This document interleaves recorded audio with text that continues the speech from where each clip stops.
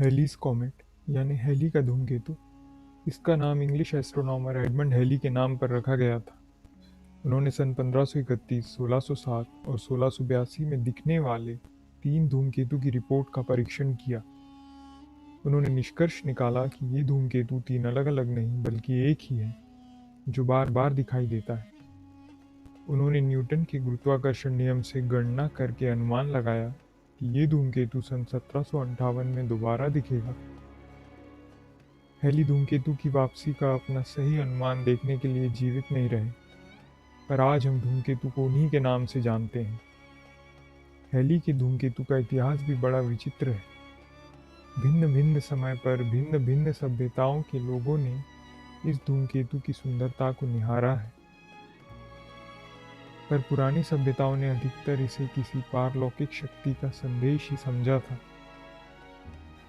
Researcher Daniel W Graham और Eric hints ने 2010 के अपने कॉस्मोलॉजी जर्नल में कहा था कि मानव सभ्यता के लिखित इतिहास में इस धूमकेतु का प्रथम वर्णन 466 ईसा पूर्व के ग्रीस में मिलता है, जिसमें इसे भीषण आग का गोला कहा गया, जो 75 दिनों तक देखा गया।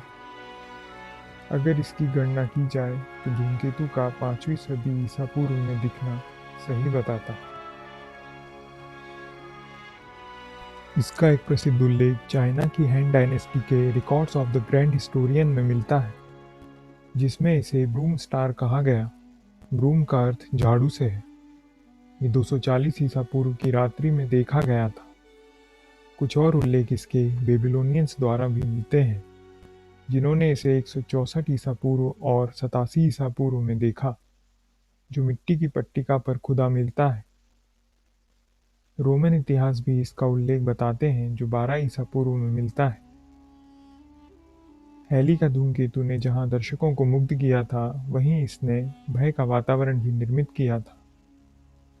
इस खगोलीय अतिथि को अधिकतर दुर्भाग्य से जोड़ा गया। सम्राट की मृत्यु से लेकर प्राकृतिक आपदाओं का ठीकरा इसी के सर फोड़ा गया।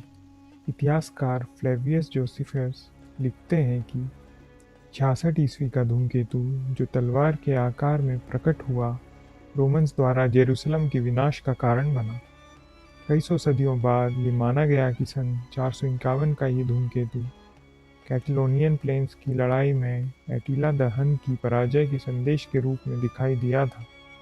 सन 837 में होली रोमन सम्राट लुईस द पायस धूमकेतु से भयभीत हो गए, क्योंकि उन्हें लगा कि ये उनके राज्यकाल के अंत का संकेत है।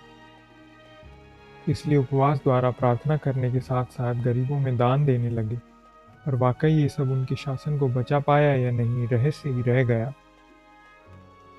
अब तक का सबसे प्रसिद्ध हेली के धूमकेतु का दिखना सन 1066 में मिलता है, जब इसके दिखने का संयोग नॉर्मन कॉन्क्वेस्ट से मिलता है। एंग्लो सैक्सन क्रॉनिकल के अनुसार जब विलियम द कॉन्करर इंग्लैंड की तरफ कूच करने वाले थे, इस धूमकेतु का दिखना इंग्लैंड किंग हेरोल्ड II के लिए दुर्भाग्य माना गया। और ये बात सत्य भी साबित हुई जब विलियम ने बैटल ऑफ हेस्टिंग्स में किंग हेरोल्ड II को हराया और मार डाला। हेली के धूमकेतु का दिखना प्रसिद्ध बॉयक्स टेपेस्ट्री में खास तरह से वर्णित है, जो बताता है कि किंग हेरोल्ड और डरे हुए उनके देश के नागरिक इस ब्रह्मांडी संदेश को आकाश की तरफ देख रहे हैं। हेली के धूमकेतु का ये प्रभाव कुछ और सदियों तक बना रहा। सन 1222 में इसका दिखना चंगेज खान और मंगोली सेना का यूरोप की तरफ कूच करने से जोड़ा जाता है। और सन 1056 में इस धूमकेतु की वापसी ऑटोमन एम्पायर का बाल्कन पर आक्रमण करने के संयोग से मेल खाती। कला के क्षेत्र से भी इस धूमकेतु का जुड़ाव रहा है। इसको देखने के बाद सन 1301 में इटालियन आर्टिस्ट गियोटो का हेली के धूमकेतु का चित्रण उनकी painting adoration of the Maggi में किया गया, पर उसे स्टार ऑफ बेथलेहम की संज्ञा दी गई।